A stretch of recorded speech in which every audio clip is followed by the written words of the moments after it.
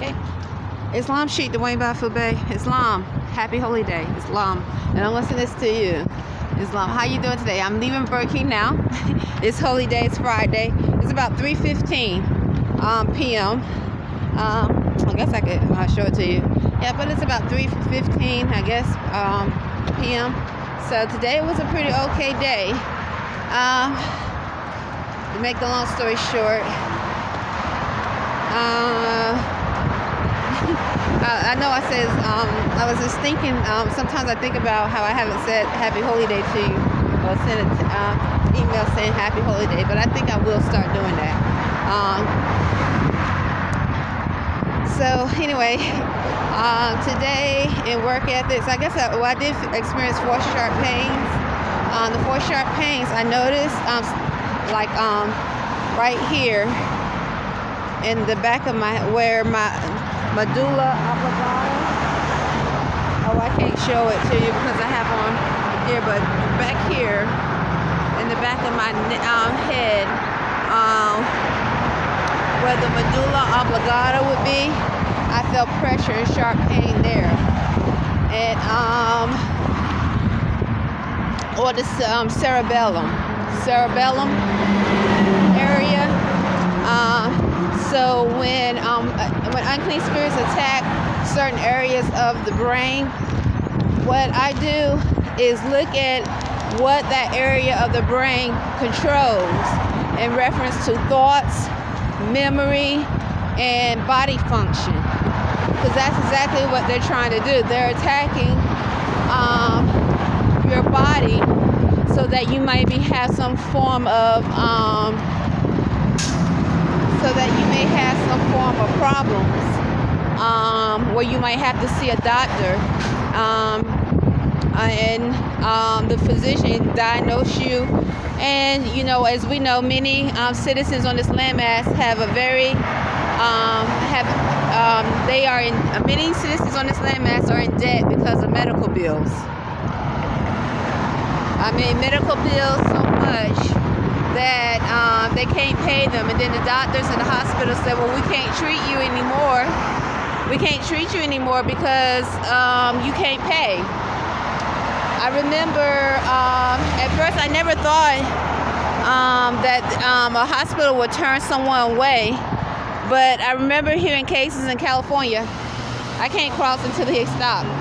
In California, someone said stop. I don't know who it was, but it wasn't me. Where people were outside the hospital, lying down in front of the medical centers because they didn't. They had to put them out, and the people had nowhere to go, and they weren't treated completely. And it wasn't. And I'm pretty sure California is not the only state. And that was an African American lady with shades on, walking with the book bag. Maybe she is the one that said stop. I'm not sure. But Imani and I, we don't know anyone personally here in Annapolis, so I don't know. But it sounded like someone said stop. So they will put the patients out on the side of the road because they said the patients ran out of money and time at the hospital, and some of them were homeless. That is true, but some documentation also said that they didn't have insurance or the insurance money and so forth. So they had, and then there was some that actually had a place to go, but they were not able to get treated or healed. So many people on this landmass have a high debt problem in medical bills.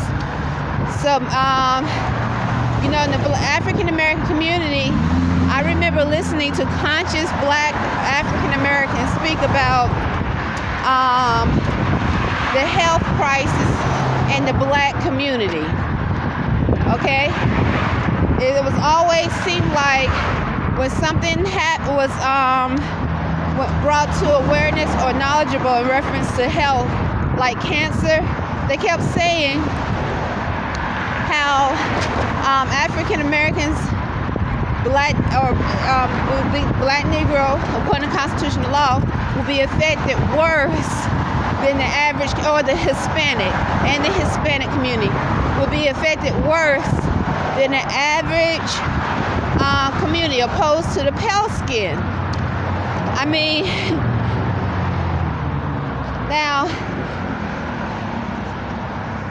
so I just want to keep saying that as I give testimony of experiencing 4 sharp pains and hearing African American males and females say brother pain, and other different words simultaneously. And I'm not accusing them, because I still don't know where it's coming from. But I guess after a while, I just don't know where it's coming from. That's all I can say. I have no idea where it's coming from, so I'm not accusing. Even when I'm at work at Burger King, if I experience 4 sharp pains simultaneously while I am earning money, I can't accuse anyone, because I don't know where it's coming from. But once again, I'm not connecting those or accusing, but I give a testimony here and say brother paid, I paid, male and female, she loves your son, he loves you, so forth. So anyway, I also felt 4 sharp pains slightly in my left kneecap and at the bottom of my foot. So today, and I'm not, and once again, so I'm just gonna leave it at that. So, and let's see, as work ethics, I wipe the counters down, sanitize the counters as much as I could on the front line.